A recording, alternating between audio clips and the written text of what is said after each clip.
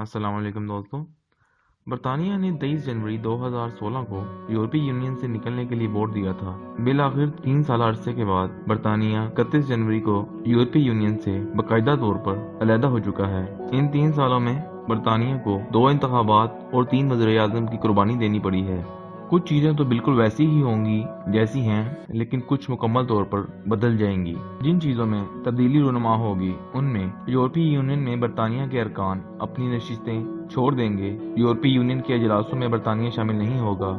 दुनिया के दूसरे ममालिक से तजारत के मुतल्लिक मुज़ाकरात करेगा और अशिया को बेचने और ख़रीदने के लिए नए कवानीन तय होंगे। ब्रेक्ज़िट के हामी कहते रहे हैं कि तजारती पॉलिसी बनाने से बरतानवी मईशत बेहतर होगी। जब तक बरतानिया यूरोपीय यूनियन का मेंबर था, इस वक्त तक वो अमेरिका और ऑस्ट्रेलिया के साथ रस्मी तौर पर मुज़ाकरात नहीं कर सकता था। इसके अलावा जर्मनी मुजरिमों को बरतानिया के हवाले नहीं करेगा। बरतानिया के लिए ये मुमकिन नहीं होगा कि वो इन मुल्ज़मान को वतन वापस ला सके जिन्होंने फरार होकर जर्मनी में सकूनत अख्तियार की थी,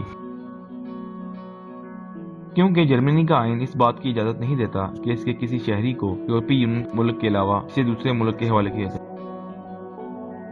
इनमें शामिल सबसे पहली चीज परवाजें कश्ती मामूल के मुताबिक चलेंगी। ड्राइविंग लाइसेंस और पासपोर्ट जब तक कानूनी तौर पर जायज हैं इस्तेमाल में रहेंगे। यूरोपियन हेल्थ इंश्योरेंस कार्ड, ये वो कार्ड है जिसकी मदद से बीमारी या हादसे की सूरत में बरतानवी शहरी मुल्क से बाहर इलाज की सूरत से मुस्तफीद हो सकते हैं। ये भी मुंतकिली की दौर में जारी रहेगा।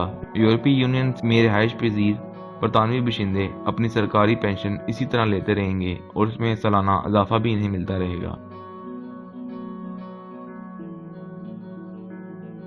ये वो तब्दीलियां हैं जो बरतानिया के ब्रेक्जिट के बाद रूनुमा होंगी, लेकिन इनके मुस्तकबिल के बारे में मजीद कोई पेशेनगोई करना कबल अज़ वक्त होगा।